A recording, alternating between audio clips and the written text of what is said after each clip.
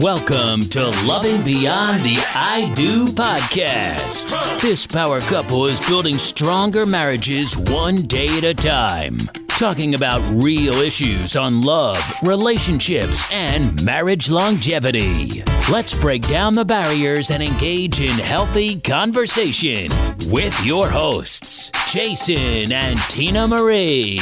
Take a seat and buckle up because things are about to get real. Hey, welcome to the show. Welcome back to another episode of Loving Beyond the I Do. With your hosts, Jason and Tina Marie. All right, so this week we have Sabrina Shaheen Cronin with us. And we're talking about some real conversations. She is a family attorney. Is that correct? That's correct, yeah. Right, and you deal with separation, divorce, things of that nature? Separation, divorce, prenuptials, child custody, child support, spousal support, which is also known as alimony, all of the above. Wow. Well, we about to get into some conversation here, boy. I think she's bringing the heat today. I'm keeping it real. That's right. So how long have you been practicing? I've been a practicing attorney for over 25 years. Okay. And I've been focusing on family law for the majority of those years and more specialized really the last 10. Okay. And what made you go into that field? Well, a lot of life and a lot of just, I believe it's just been a natural progression of who I am as a person and how I care about people. And an attorney in this area really has to be patient and have an understanding of relationships and really humanity in general. And it goes beyond a lot of the typical fighting over money or fighting, over, a personal injury case, for instance, because we're dealing about real lives and situations. And because I care so deeply about people and children, it was just a natural progression that happened over time. And I ask that because usually we get into fields that are close to us, which means that something in our background or our past kind of led us in that direction. So did your background have any bearing on the career that you chose? If I'm not getting too personal.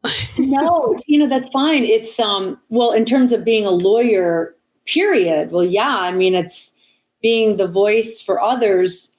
It definitely helps when you serve others. It helps yourself. Absolutely. And I found that not only did I want to do that for others, but really on a subconscious level, I was really trying to become and learn how to be my own voice. Okay. And then as family law, really overtook a lot of the other areas of practice that I had been in. I had been a civil litigator. I represented doctors for a while. I prosecuted, a lot of different types of cases as well. And then I was in the public sector working for the local prosecutor's office of Oakland County, in which, the county in which I live and work.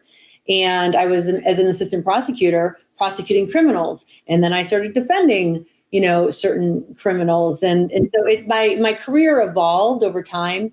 And I had a lot of litigation experience, but you're very right. It's very poignant that you say that. My personal life, was mirroring a lot of what I did professionally. And as my personal life took on a life of its own, I found myself doing more and more family law. Okay. Absolutely. Okay. And caring more and more deeply for children of a divorce situation, because I have children and I'm divorced. I was just getting ready to ask that. Okay. Yeah. So going into that, when you found yourself at the fork in the road, where you guys are deciding whether we're going to stay together or separate, was it at that point that you decided to go into family law, or was it later? And what were some of the issues that you were actually dealing with personally that really made you go into that area? Well, I had already done a lot of family law, but I was becoming more focused on helping people learn how to set aside their differences and their emotional just baggage, for lack of a better word. Emotions are so high at this time that they forget that they have these innocent little beings in the middle. And because I was so passionate about making sure my own children were protected for many years throughout a tumultuous period, oftentimes, you set aside what's better for you for the sake of your children, obviously. Right. Mm-hmm. Yep. And so a lot of people stay together they say seemingly for the children. For the children. Sometimes that doesn't always work out for their best interest. Absolutely. It just depends on the situation. But in my situation, I definitely wanted to do what was in their best interest throughout the divorce, and all of that. And so I became very passionate about teaching people, coaching people, not only from a legal perspective, but also from, more of a personal empowerment perspective. And that's why I started doing workshops, and I did, challenge to changes throughout COVID and, the pandemic. And I started that right out of the gate. And I had often, given hours of free advice to anyone who wanted to come to my workshops while, my office was in place. But then once the pandemic hit and we were all forced to stay home, I quickly evolved in doing these online workshops. And now I've really been offering these workshops more and more as a tool to help people learn how not only to cope during the divorce, but thrive afterward, so that they can take certain tools and be better as a result of that, and learn to take these challenges and these troubles and problems in their lives and turn them around for the better, and becoming better people and better parents and really better family units. It just looks a little different. Now, with the challenge, is it for the adults to act like adults after the divorce? That's one of many challenges. Jason, and it's hard. A lot of it is ego. A lot of it is they're not self-aware. There are many people. The older I get, the more I see there's not a lot of self-reflection, introspection. Absolutely. People say they want, a great life, but they're not willing to work for it. They're not willing to do the work on themselves. So many people aren't coachable. So many marriages dissolve. Mm-hmm. And if they did the hard work, before that, as you talk about, right? It does take work. It's not all bliss. It's not all, rainbows, no. Fairy tales and all that. But you can have that fairy tale. There is so much beauty in working through difficulties, because you can build a closer bond. Absolutely. They say it's like an injured piece of your skin. When it heals, that scar tissue is so much stronger. And that's like a relationship. When you deal with a difficult situation, when you learn how to grow and talk and communicate in a healthy, effective way, then that bond is so much stronger than had that challenge never been there in the first place. So you're telling me that relationships need a little bit of a challenge? If the people, I believe that. I believe we need it to get to that deeper level of intimacy, no question. Right. We know that whenever there's pain, there's growth.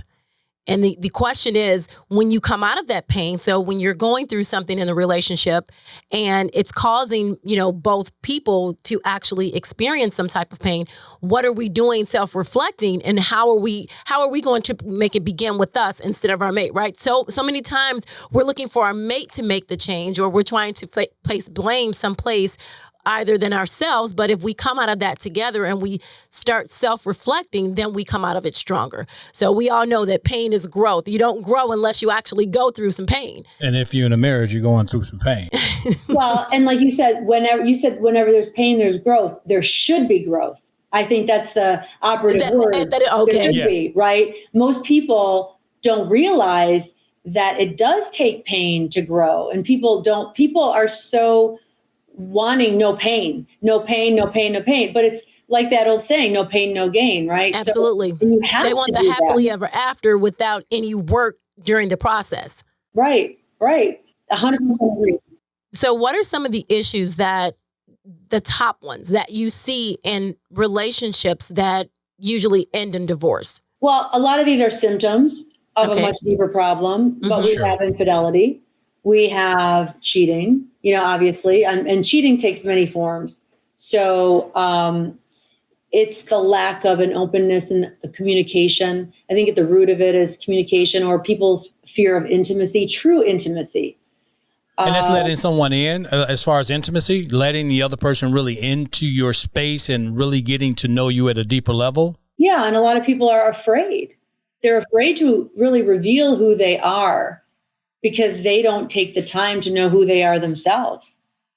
Especially now in today's day and age, everyone's so quick to, social media and everything is so expungible and, let's just get rid of this one and swipe right, swipe left, whatever, blah, blah, blah, right? So out with the old and with the new, the next best thing. And there's so much of that. And people want that immediate gratification. Money is always a big issue. But again, to me, the expectations aren't set early on enough. People's expectation in terms of how should we spend money as a couple? How should we spend money individually? When do we talk about a large expenditure? When do we not? What are you used to? So there's all this preconceived ideas about money and we just don't talk about it. No. Right. Well, I feel like, especially on a big purchase, if we're making a big purchase, I don't feel like I need to get an approval, right, from my spouse. I feel like I should be able to make it. You're speaking in general terms, not you. Are you speaking? And I'm trying to see for the audience. Like, are you speaking? I'm talking in general, baby. I'm definitely talking in general. I ain't trying to start nothing here. No. I'm asking because so we're saying that usually when in marriages, if you don't discuss that head on, right? Because you're like, you know what? I'm an adult. If I want to make a purchase, I want to make a purchase, and you should be behind me, because you're my wife or husband or whatever, which causes a lot of problem. And I've seen that in a relationship where a person went out and bought an automobile, which is a large purchase. Right. And then the other spouse finds out when the car's in the driveway. Right. So the other spouse doesn't feel respected. Another issue is if a spouse is really into his or her work, and they take a lot of satisfaction from that work. And then the other spouse is either jealous of the time or, that person, they don't feel like they're being paid attention to. A high priority. Made a priority. So I think to discuss these things, before you marry or become a committed couple, in a committed relationship, and exploring these ideas and talking, a lot of it is just the level of communication, but effective communication, not just talking. Exactly. Talking in a manner in which they can hear you. It's like the 5 love languages. You give love in the way the other person can feel it, not what's good for you, but what's better for them. That's very important. So in your prenups, you said you do prenups. Are these some of the things that you bring to couples, or is it just more of laying out the law of if we were to get divorced, you get this, this, and this? So what are some of the things, like what does the prenup consist of? Well, a lot of it, Tina, is what that couple has and what that person has, the one that wants to protect it, or the two people that are protecting it. So most often it's the assets before the marriage.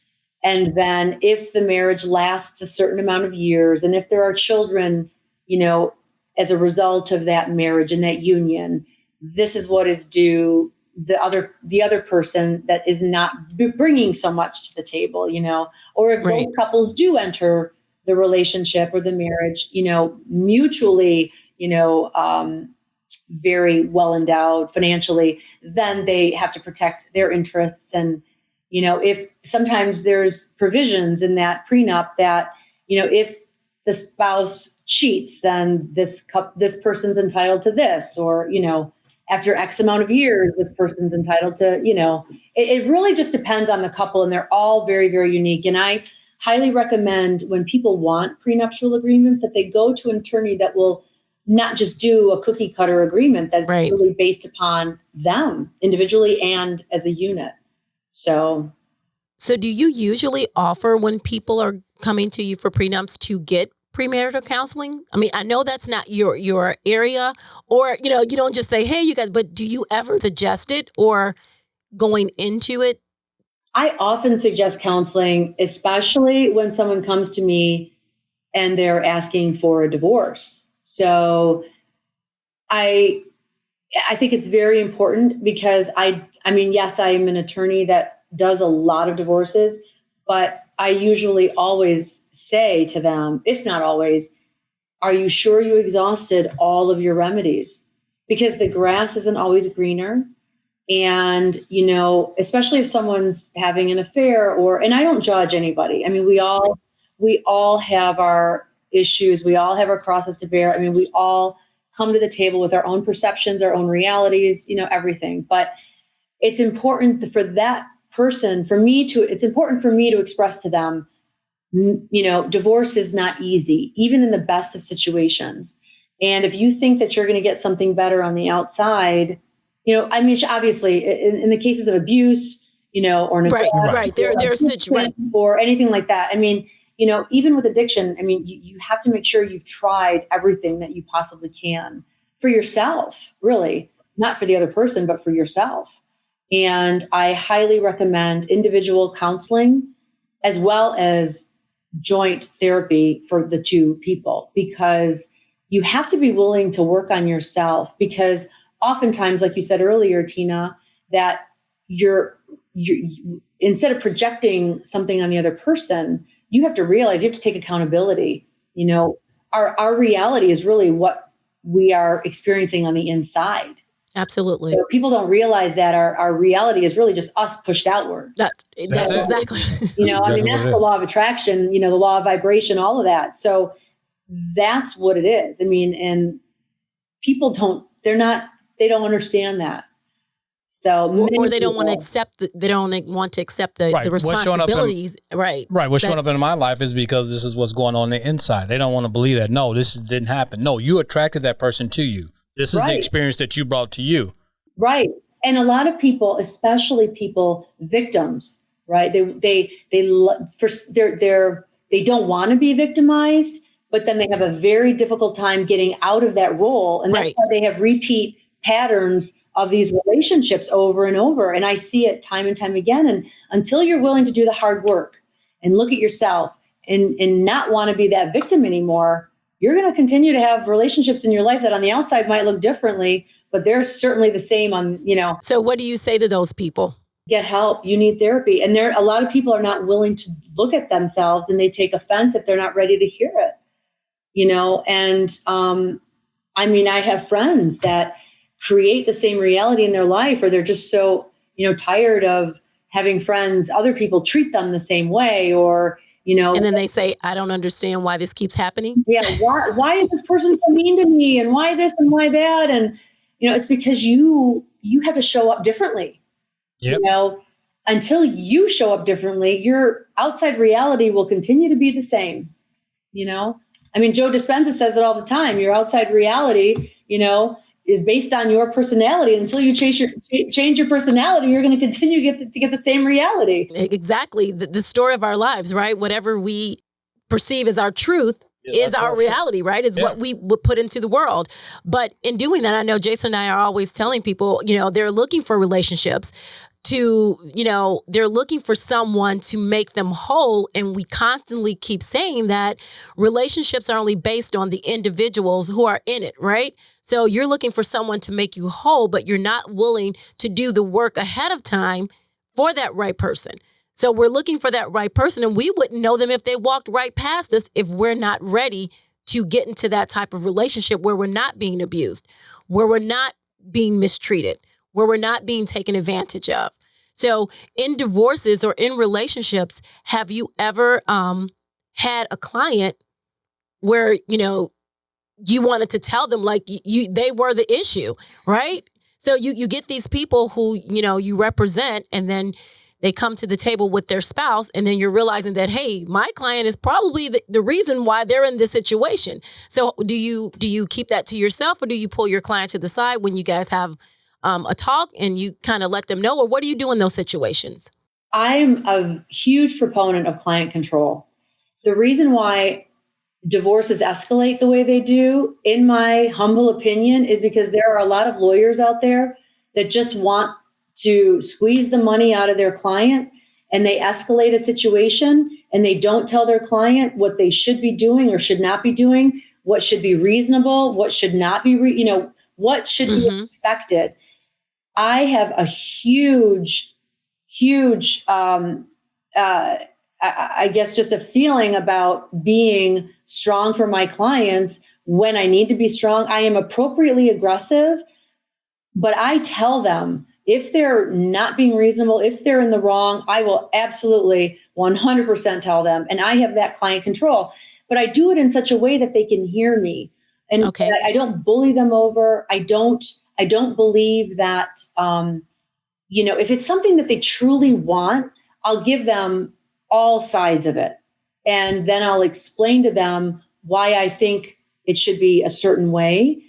And then I'll have them with me make a decision that's best for them. But I want them to know that it's very important to do something a certain way as opposed to what they're doing. And I highly recommend if someone needs assistance or help or counseling or whatever it is, that they seek it.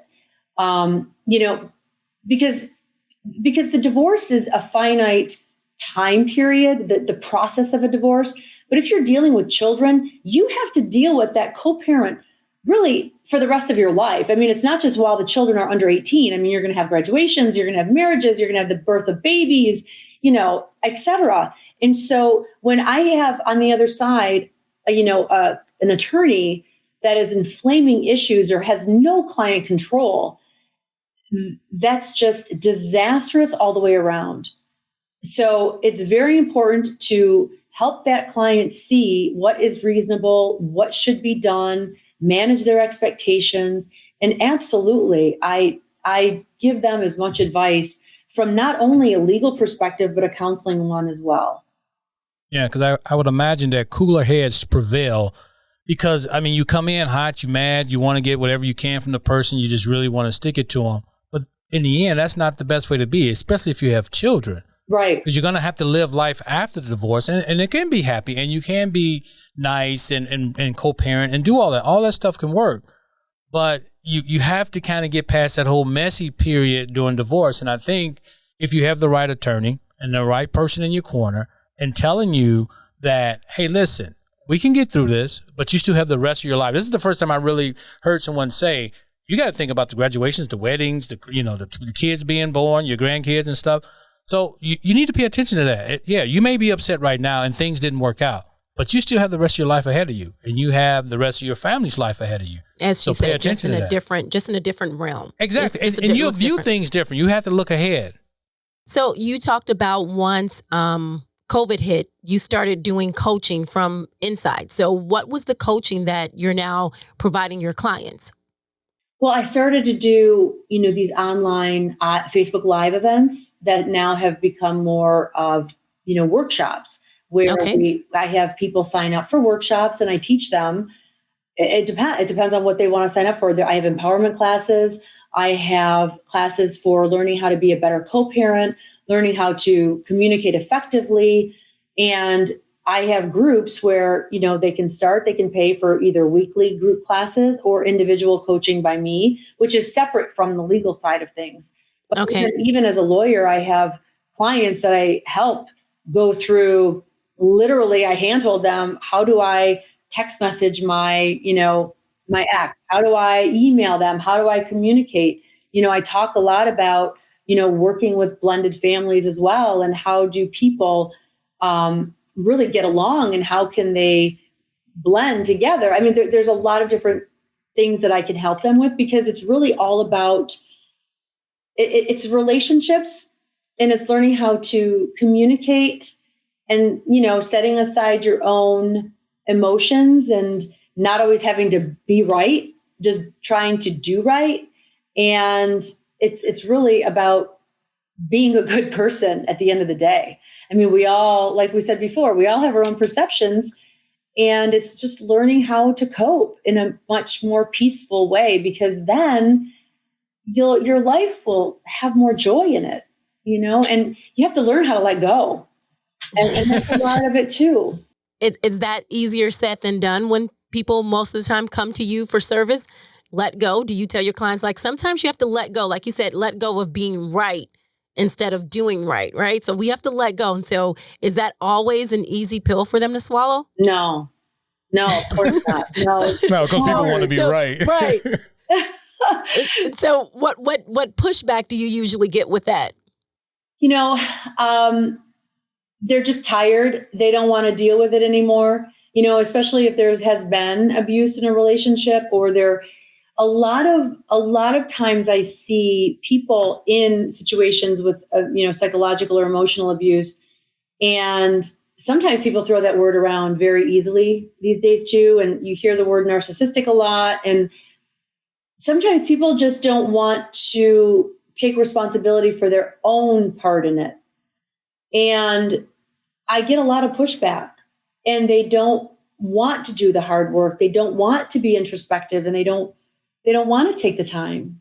And because they like the story they've told themselves. And it is hard to let go of that, and if that's all they've known, if they're really that addicted to their story, or they tell all their friends about it, or, they're relying on this, victimization, what else will they have in their life then? And it's, for them, it's a hard pill to swallow. And realizing that they were perhaps maybe a part of the problem is hard to your ego.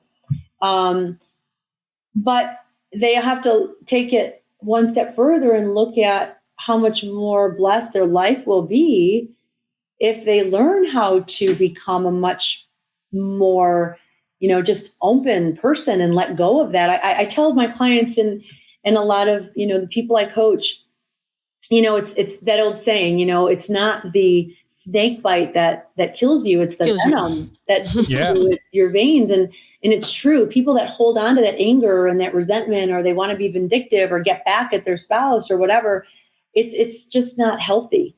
You have to let it all go.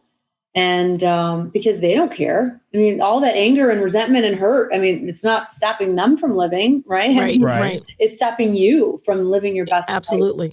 So it's a huge mind shift. It really is. And we get out of life what we think we deserve. And if you still want to be stuck in that role, if that's how you identify with yourself, no matter how much I try to talk or convey that to someone, sometimes they're just not willing to look at it. Yeah, they're just not there yet. That's what it is. They're just not there in their life. It's interesting. As a lawyer, you go through all these different things and you're dealing with this, but you're really just talking about self-improvement. If you work on yourself, you could probably save a lot of your relationships, and that's what we've been preaching here. The problem in the relationship is you. If you fix you, your relationship would change. Sometimes. For the most part. We can't control anyone else. All we can control is ourselves. And sometimes you continue to work on yourself, and you're evolving. And sometimes your spouse doesn't want to keep up with that, or they're envious of it, or they're jealous, or, if you've undergone a huge transformation, say a huge weight loss, and your new, and your inners, your the way you view yourself has changed. In order for your weight and your healthier lifestyle to maintain and sustain, you have to be different, We've actually seen that. Yeah. And so on the outside, maybe your spouse isn't accepting or ready. Maybe they liked having that dominance over you in some level. Absolutely. Right. So, right. And so, yes, a lot of times if you show up differently and you react to that other person differently, then they'll react and they'll change. It's like a ripple effect. Right. But oftentimes, no. So you just don't Sometimes it doesn't always work that way. Yeah, it's interesting that you would pick that the weight loss, which I know is pretty common, but yeah. That's a very true. We've actually have, close friends that have done that, right? So one person has that breakthrough when their life is changing in the positive, but then their spouse can't accept it. Like you said, they're jealous or they're envious or they're not accepting of it because they're thinking that it's something negative reflecting on them. You think you're better because you lost X amount of pounds. Now you can do this and I can't. So it does cause a lot of issues in marriage. So when people come to you and they say, you ask them, have they tried every alternative? Have you looked up every avenue? What do they usually say? Are they willing to do more, or do they just say, yes, we've done everything we can possibly do? It depends, really. Sometimes yes, sometimes no. Sometimes they're just gathering information. Sometimes I'll, encourage them to look at something a little differently. Sometimes they'll say, I'm just done. I can't do this anymore.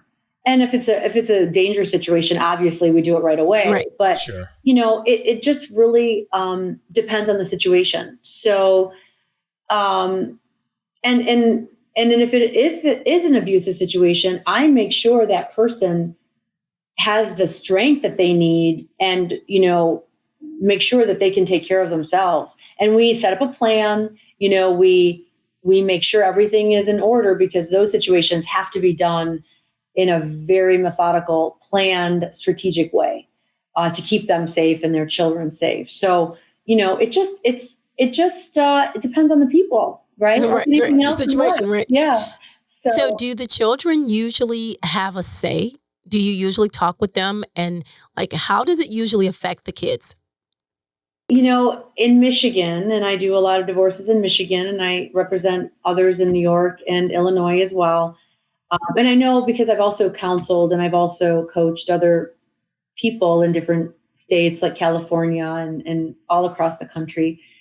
It depends. And in the states that I've practiced law in, the courts don't really want to hear from the children unless they have a guardian ad litem, which is an attorney that is just representing the children. And guardian ad litems are hired in cases of, extreme situations oftentimes. Okay. But in the couples that I've represented, when we don't have GALs, the younger the child is, the more easily they adapt to the new situation. And this is just psychological, studying, because if you're younger, then that's more your normal. If you've had more years under your belt with a couple in a same house situation, it's harder. That's why they say for teenagers, it's much more difficult than, say, a 3 or 4-year-old going through this, because they've had, even though it could have been extremely dysfunctional and, highly, toxic, that little teenager still wants his or her family because that's all they've ever known. And even if the two people hate each other, it's still his or her family. And so when the two people are divorcing and then they fight even more, and it's just that much more animus, that child feels like it's his or her fault. And they feel like if they would have done X, Y, or Z, things would be differently. Or sometimes the parent would put the child in the middle, or, disparage the other father in front of that child, or disparage the other parent, in front of that child. It's hard. And that's why when I was doing the Challenge to Changes, I was making it a priority to make sure you understand what your children are going through, because there is such a high rate of suicide and suicide attempts in young people. And the correlation, in my opinion, the correlation with the high rates of divorce is no coincidence. Obviously there's a lot of other issues going on with young people today, but the situation with divorce and with people hating each other and fighting and, putting that child in the middle does not help the cause. And they have enough on their plate. Let's not let that be one of them. So you usually don't speak with the children at all. It's usually just the parents. Yeah, it's not if that parent really wants me to speak to a child, I will, but only with that other parent present. Okay. And then I will, if there is another lawyer involved, I'll let that lawyer know that I've spoken with the child. It's very important for that to be known. I don't like to pull any punches or have any, you really shouldn't do that. But oftentimes if it's a strongly felt desire by that child, and if the child is old enough, then I would ask for an in-camera inspection by the judge or the family counselor to speak to that child. And that's done oftentimes too, to get that child's desires known, because a lot of times, again, the older that child is, they don't want to be with the other parent for whatever reason. And it's important to hear that child's voice. Yeah, it's traumatic. It's traumatic for the child. I know. I didn't have to go through a divorce, but I could imagine, your parents are together, especially if you're a teenager, and then they split, and you got to pick and choose which parent. Well, the parent that's really, normally is the dad. Kids are pretty much attracted to their mom more so than their dad. And then if that's the case, the kid's gonna basically want to stay with their mom, and that's kind of how it is a lot. So that's tough, especially for teenagers. I would hate to have gone through that, because to pick a parent to live with, it's a little interesting. Okay, so you said you. Well, Jason, can I just stop you for 1 second? A lot of times in many courts, they do. There is a lot of joint custody. So that child doesn't have to pick a parent. It's It's only if they feel the strong need and the compelling reason that they do. Okay, so if you do joint, you still have to stay with someone majority of the time, correct? Well, there's that bouncing back and forth, and I hate that.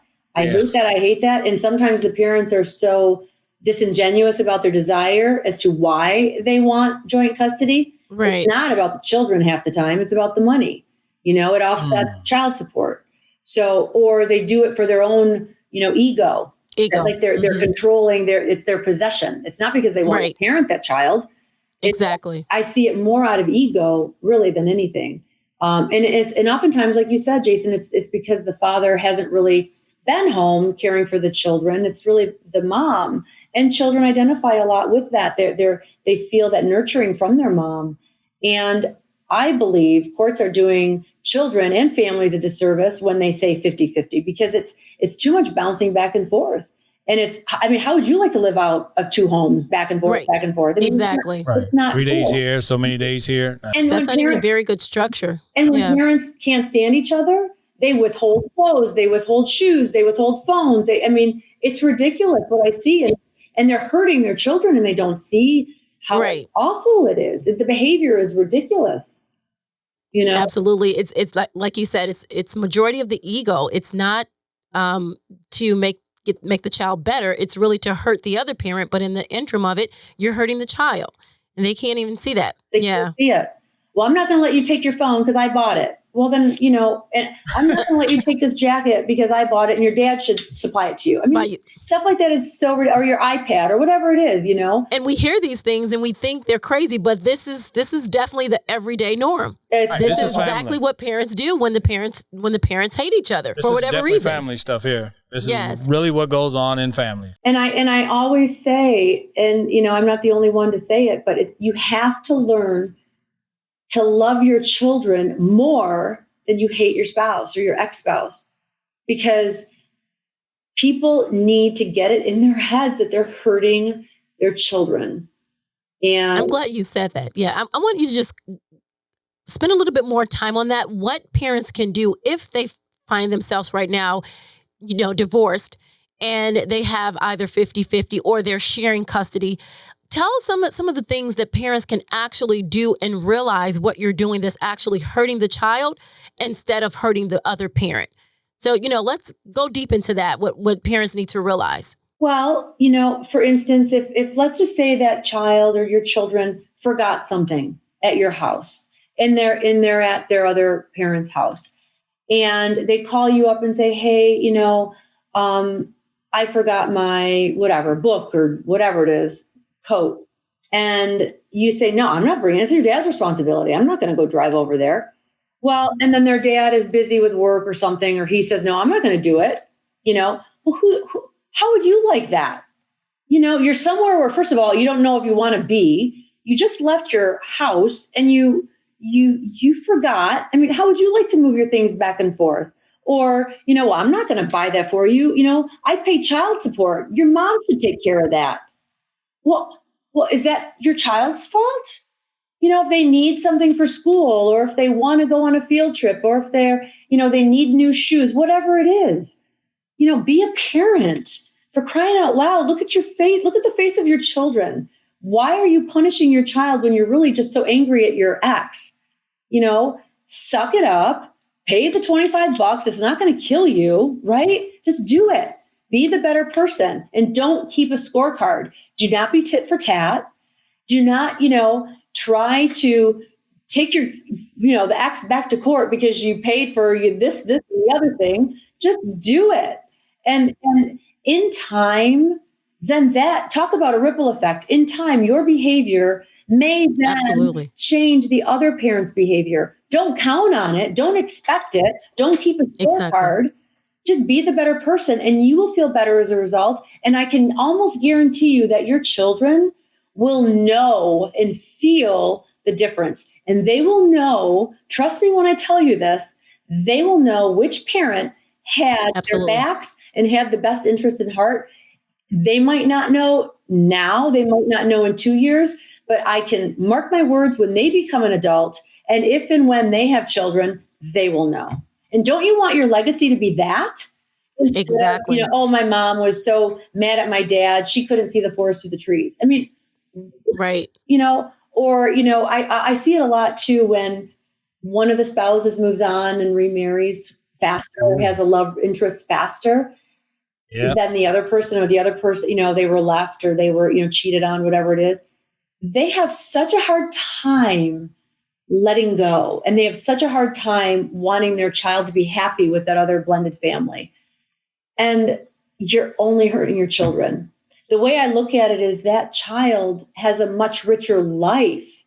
Right. If they're involved with stepchildren or step siblings, then you know what? Let it be.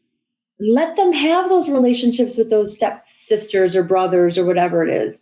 Let them have love from more people. It's more love your child is experiencing, instead of trying to withhold it or, somehow, hold on so tightly from it. Yes. And oftentimes I hear people say, well, I pay child support, so take it out of that. Yeah. But what we fail to realize is even with child support, if that child were in the home with both parents, do you realize how much money you spend on a child? And child support could never make up for that, because we often, as you said, kids may need $25 for a book. They may need $35 for a fee. There's always extra things that the court does not put into child support. And parents are always, as you said, keeping scorecards or tit for tat, or ask your mom or ask your dad. We have to start parenting from a perspective that, as you said, putting the child first. It's not what the other parent should or shouldn't do if you're paying child support. It's what your child is coming to you for. We have to be more involved as a parent, realizing the love that we give our child, as you said, is gonna have a ripple down effect. That child is going to know and feel the difference, instead of being a ping pong ball going in between. Absolutely. Absolutely. And, and it's so important to show by example, not your words. It's what you do that they see. It's not what you say. So it's so important to teach them your values by doing. And, and oftentimes I hear, well, like you said, I'm paying child support, so you don't need lunch money today. Right. Well, okay, well, how am I going to eat? Right, exactly. So yes, child support is for the basic needs of that child, food, clothing, and shelter, but it doesn't go very far. It does not. So, and I hate to stop you, but you're talking with people that, going through child support, and you go, man, you know what? I'm paying a child support. I'm like, yeah, but you know what? The kid needs other things. That's just basic. If you were living in the house with that child, you would still have to buy it and pay all of the other things, which is a lot more that you'd be paying if you were living with the child. So don't say that you're doing that. You're not doing it for her. I was talking to a gentleman. You're not doing it for her. You're doing it for the child. The child needs somewhere to live and food to eat and stuff like that. But they also need clothes and other things that you can provide. So you just go ahead and provide it. Right. A lot of difficulty too comes into place with, things, like the immunization now, the vaccine, and vaccines from, the traditional vaccines, whether they agree or not, and the education and where they're going to go to school or religious beliefs. And there's a lot of that I see, and fighting over that, tremendous fighting over the belief system of two people. And then it can get exacerbated when you add another party to the mix, like if one of the couples is with someone else and their belief system. So it can be very, very tricky. And for a child to have to navigate through all that is tough. It's tough enough being a kid, let alone all this extra pressure. So, absolutely. Yeah. When you're dealing with two different people, so as we said before, what are some of the things that if couples right now are finding themselves pondering that, right, that divorce may be an option, what are some suggestions that you could give them that they could do to hopefully navigate them away from divorce? Some suggestions from yourself. Well, Tina, I first ask why. And usually I see one of the people, because as an attorney, ethically, I represent one person. If they want to come to me together, as more of a counseling situation, I let them know that basically they're waiving their confidentiality, the one-on-one. So they both know that, and I wouldn't legally be able to represent both of them. There are a lot of collaborative divorces where one person acts as a mediator.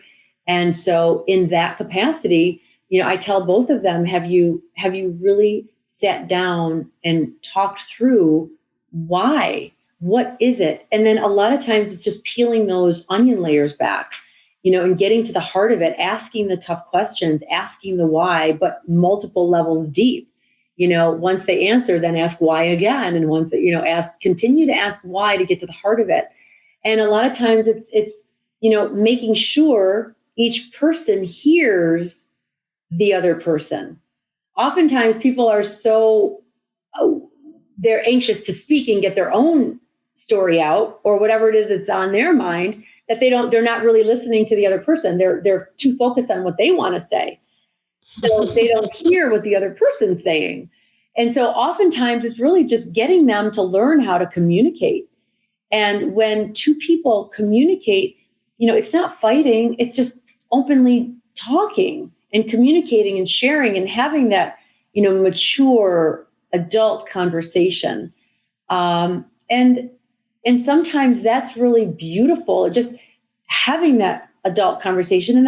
And then once they get to that point, and it can be a process, it can take a lot of time. Once they get to that point, sometimes they just really decide in a mature way that, this relationship isn't for us. It isn't meeting my needs, and let's part as friends. So, and only then, can they be a healthier way. But that's obviously very, very idealistic and very few and far between. Right. Because and I guess so many people say, well, we hear you say communicate, but there's different levels of communication.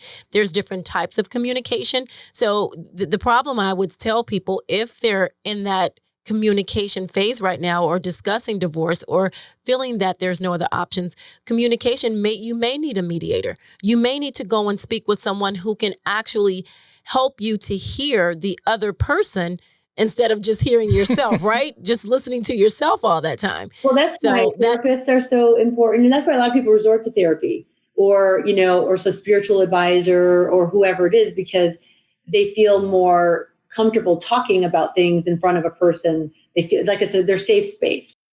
Do you ever feel that couples, either one or the other, are not honest? What do you do in those situations? Because as you said, we're not always true to ourselves. So when someone doesn't want to be honest about the situation, and as we know, 1 and 1 doesn't add up to 2, then something is missing. So what do you do in those situations when people may go to counseling or may come to you, but just aren't being honest with the entire situation? Well, then, Tina, sometimes that can't be helped, Like there are oftentimes people that will deny, for instance, having an affair or deny gambling away all their money or deny an addiction to an opioid or whatever it is, and people are in denial a lot. And whether they're doing it intentionally or otherwise, that's their pathology. But when they're not even willing to look at themselves, it's very hard to coach them and to show them things that could be done differently to better their relationship. And oftentimes they're just checked out. And then, then that's when a lot of times divorces do happen. So they have to be willing to come to the table and be open and coachable. Otherwise there's really, it's very difficult.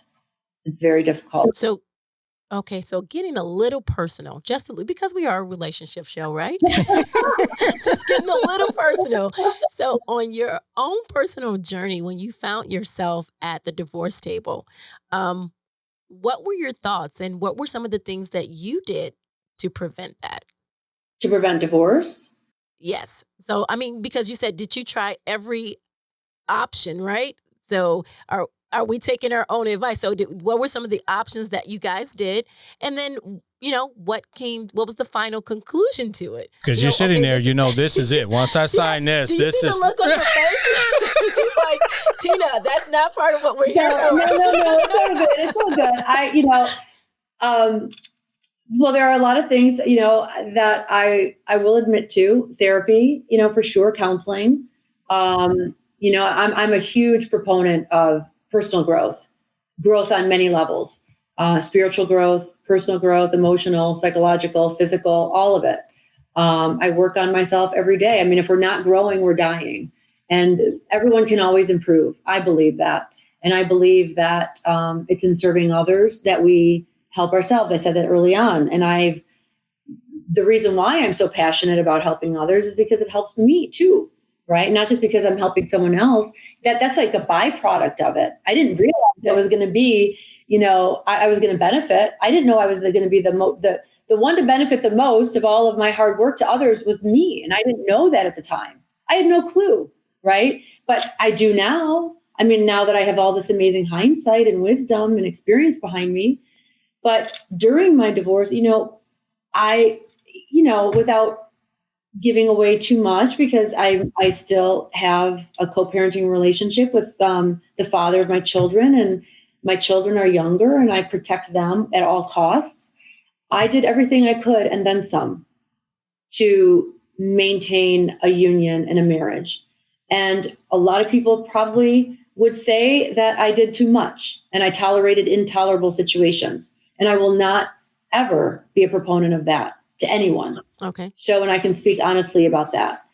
That being said, I've learned to let go. I've learned to forgive myself. I've learned to forgive him. We have a great relationship now. And a lot of people judge me for that. A lot of people in my family judge me for that. How could you be so close with someone who did so much to you, or did, hurt you so badly, or did so much damage, whatever they say.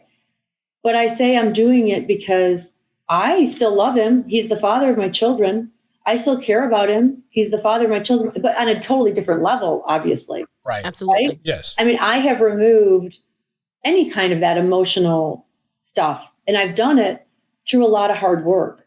I was, in the beginning, and I tell my clients this too, you have to be the best damn actress you can be on the face of this planet, or actor, right? In order to move past the pain for the betterment of your children, you have to act. And if you're a human being, you're going to have emotions up to here and then some, right? But in order to not have those emotions control you, you have to act and be at peace in such a state and be confident in your own self that you're doing the right thing. And little by little by little, that inner strength and that inner confidence will grow and grow and grow. And it may take a little longer because you weren't a total, and I don't know if we can swear, but I mean, if we weren't a total B, right? But you'll get better and better and stronger over time, because it's harder from that acting. It's harder to do that than it is to be a total B and, right. be done with it. Exactly. It's much harder to live in it and do what's right than to just, let it all go. But I did it all. I worked very, very hard and tirelessly on myself throughout it all. We did, couples therapy, to answer your question. And then he decided what he wanted to do. And actually it was a blessing. It was a blessing. Had he not, I wouldn't be the person I am today. I was going to say, all that growth, you would not have, and that's what I said, looking back at the old you, at the old Sabrina and the new Sabrina, you go, wow, look at the growth difference. And that's why I said, what were some of the things that you went through, and realizing that there was a process of growth, right? And that we do have to be actors. And I would never have done all that. And totally different person. I mean, I could go on forever, but totally different person. So you actually need to thank him, right? I do. I do thank him. And it's so you're more growth. It's only through challenges, like you said at the very beginning. Do we change? Do we grow? Right. Only right. through Because those when we're uncomfortable. Right. So, and I do thank him. And my children are so much better off with me now as their mom than I was before. I'm a totally different person. Are you just more present now with them? Just... Well, because my mind isn't so occupied on all the other stuff. Right. I'm so much more present. I'm so much stronger. I'm a much better role model. I would never want them to do or go through what I had to, and I'm showing my sons. I have 2 sons and a daughter. I'm showing my daughter how she needs to be in a relationship, how she should show up in a relationship, what to expect, how to be respected. And I'm showing my sons the same thing, how they should treat their romantic partner, how they should show up in a relationship, what they should tolerate, and how they should perform and be, and how they need to be respectful. It's all about that. And communication, empowerment, confidence, all of it.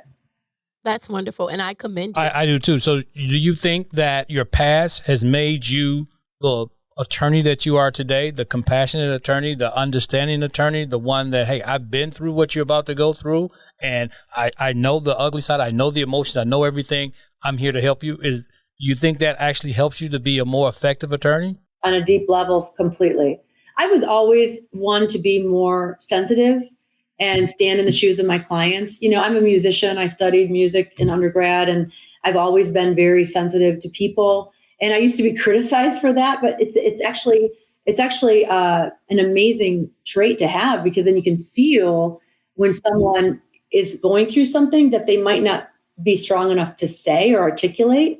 And so that I've always been understanding, compassionate, sensitive. But now that I've truly lived it and I understand what they're going through on a deep level, I can empathize with them in such a way that I couldn't before, for sure.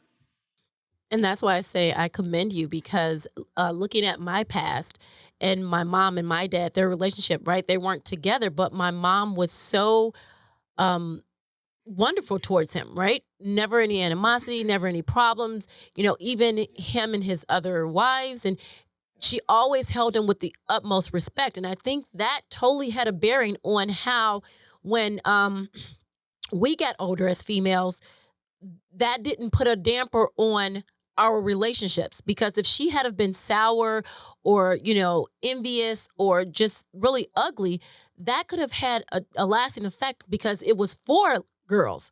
And so it could have affected how all of us did our relationships. But I think because their relationship was, you know, and as you said, people, you know, criticize you about it. You know, I used to be one of those things, you know, those people like, why are you so nice to him? You know, why, you know, but being older and realizing that what would have been the benefit of being mean and nasty, right? How would the children have benefited from that? So the love that she continued to show him, even though they weren't together, definitely had a lasting impact on how, I would say, me and my sisters and our relationships, you know, how we have that love and respect, and we can actually, you know, be in a loving relationship without being tainted by the fact that our parents weren't together. Exactly. So, and I love I love, Tina, that you were able to say she still loved him. This love she showed him, because she's a loving human being. She's absolutely a loving person. And I'm a loving person. I've never, ever used the word hate. I don't hate anybody. I don't. And maybe, you know, I mean, I've been judged for that too, right? When people see us together and our family unit, and our kids feel so settled when we're at an event and there's no tension, or we're sitting together, you know, exactly. I mean, that the children, all they want is just to see their parents, you know, have pride in their eyes. You know, they don't not civil and not hating one another, right? That's too much stress. Or to have, like you said, to have to go to an event, a sporting event or something, and they're like, oh, my mom is coming or my dad is coming. Exactly. And like I said, as a child growing up, I said I didn't understand it. But now as an adult and being in a relationship, you know, I understand that took more strength than we could ever really know.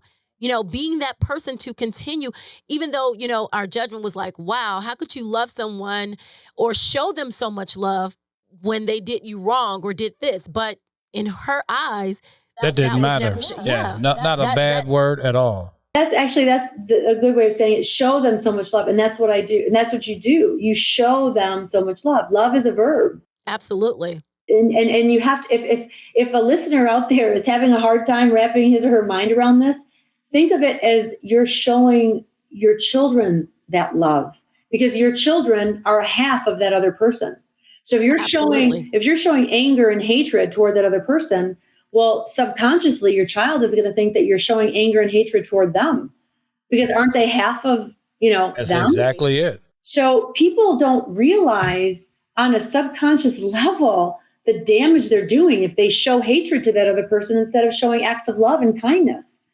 And the family members of me that are more supportive and understand it, they get it, and your friends and family will come along and come around in time, because it's all a matter of just like we said before about everything, how you show up will really help that ripple effect and change everybody else's perspective as well. Because I'm sure if my parents, I'm 100% sure if they were parents that always argued or fussed and fought over little things, money and situations, I can see how, my background could have been totally different.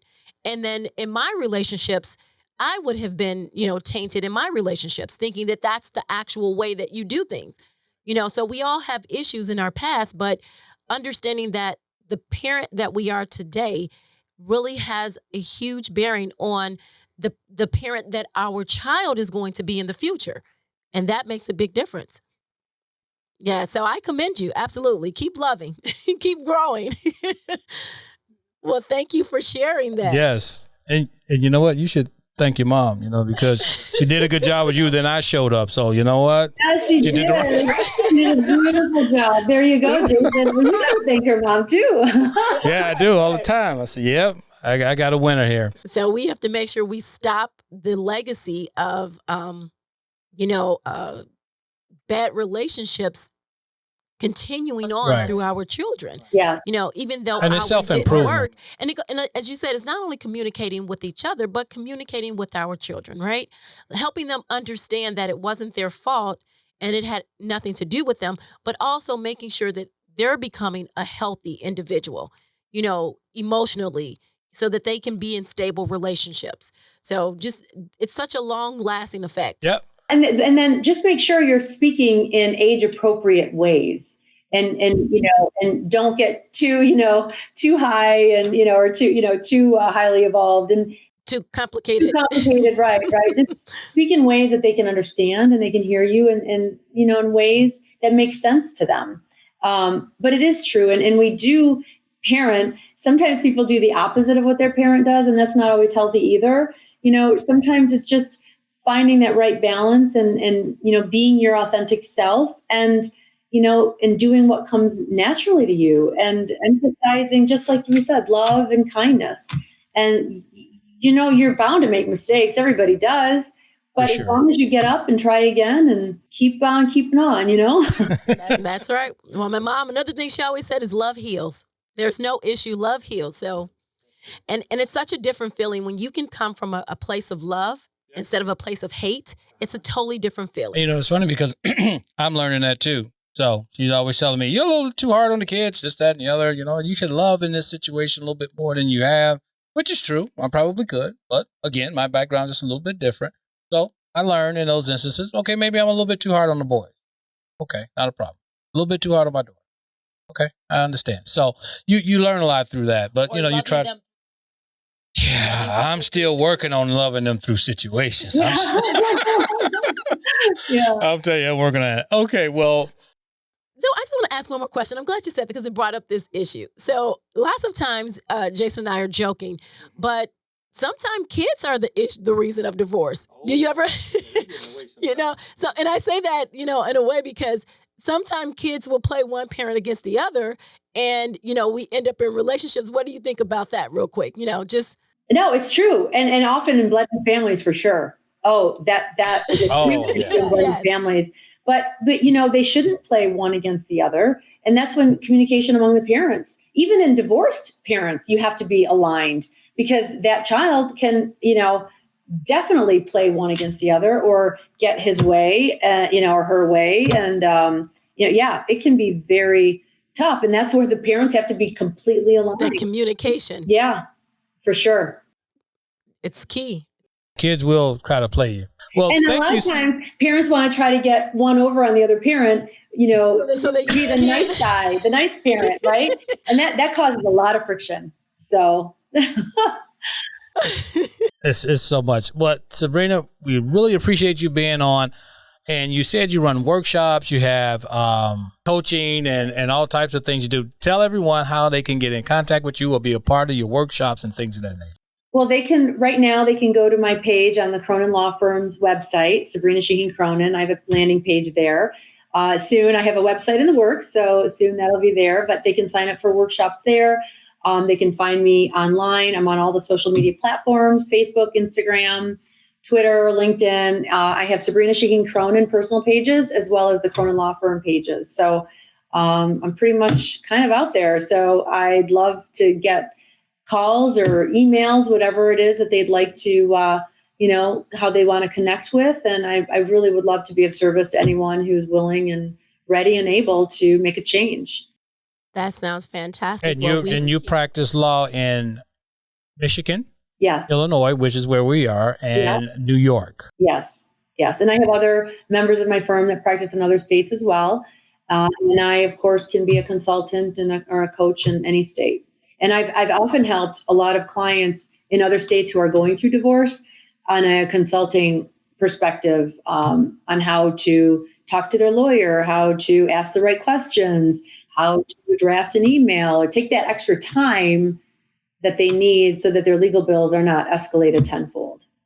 Sounds fantastic. Oh, guys, that's worth the price of admission right there. I mean, we all need a little help navigating through this, especially at difficult times if we're going through something like that.